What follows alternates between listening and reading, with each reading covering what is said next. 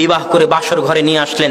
বাসর ঘরে নিয়ে এসে স্ত্রীর কপালে হাত দিয়ে দোয়া করতে হবে, আল্লাহুম্মা ইন্নী আসআলুকা খায়রাহা ওয়া খায়রা মা জাবালতা ফিহা ওয়া আউযু বিকা মিন শাররিহা ওয়া শাররি মা জাবালতা ফিহা। হে আল্লাহ, আমার স্ত্রীর মধ্যে যে কল্যাণ আছে সেই কল্যাণ আমি চাই, আর আমার স্ত্রীর মধ্যে যে অকল্যাণ আছে সেই অকল্যাণ থেকে আমি পরিত্রাণ চাই। তারপরে স্বামী স্ত্রী দুইজন মিলে 2 রাকাত সালাত আদায় করতে হবে। 2 রাকাত সালাত আদায় করে আল্লাহর নিকটে এই পরিবারের জন্য রহমত, বরকত এবং শান্তির দোয়া আল্লাহর নিকটে চাইতে হবে। কেননা আল্লাহ রহমত বরকত না দিলে রহমত বরকত সম্ভব নয়, কোনো দিনই সম্ভব নয়। এবার যখন স্বামী স্ত্রী মিলিত হতে যাবেন, স্বামী স্ত্রী যখন সহবাস, যেটাই বলেন সাংসারিক জীবনে যখন মিলিত হতে যাবেন, যেটা আপনার জন্য আনন্দের বিষয়, যেটা আপনার জন্য হাসির বিষয়, সেটা ইসলামের নিকটে অনেক দামি। কেননা ওখান থেকে পরবর্তী প্রজন্ম আসবে, আর ইসলামে পরবর্তী প্রজন্মের অনেক দাম, অনেক গুরুত্ব।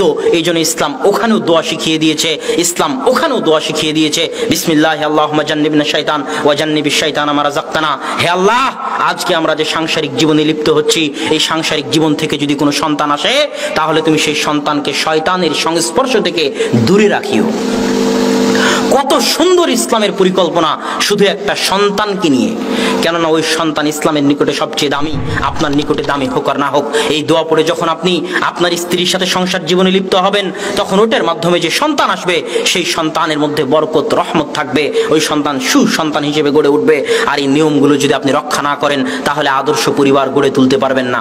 সন্তান যখন মায়ের পেটে আসলো, এই 9 মাস 10 দিন অনেক গুরুত্বপূর্ণ। এই 9 মাস 10 দিন মায়ের হায়েজ, মায়ের ঋতু বন্ধ থাকে।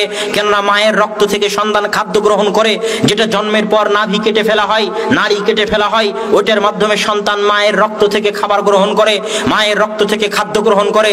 এই 9 মাস 10 দিন যদি মা টিভি সিরিয়ালের সামনে বসে থাকে, এই 9 মাস 10 দিন যদি মা সালাত আদায় না করে, এই 9 মাস 10 দিন যদি মা কোরআন তেলাওয়াত থেকে দূরে থাকে, এই 9 মাস 10 দিন যদি মা বউয়ের সাথে, শাশুড়ির সাথে ঝগড়ায় লিপ্ত থাকে, এই 9 মাস 10 দিন যদি মা পরকীয়ায় লিপ্ত থাকে, তাহলে প্রত্যেকটা কুকর্মের প্রভাব তার পেটে থাকা নিষ্পাপ সন্তানের উপর পড়বে, এবং ওই নিষ্পাপ সন্তান ভবিষ্যতে কুসন্তান হিসেবে গড়ে উঠবে। আদর্শ সন্তান হিসেবে গড়ে ওঠার সম্ভাবনা তখন অনেক অনেক কম থাকবে। এই জন্য 9 মাস 10 দিন মাকে সচেতন, সজাগ, আদর্শবান, পরহেজগার, তাকওয়াবান, কোরআন তেলাওয়াতকারিনী, সালাত আদায়কারিনী, সিয়াম পালনকারিনী এবং আল্লাহ ভীরু অবস্থায় কাটাতে হবে।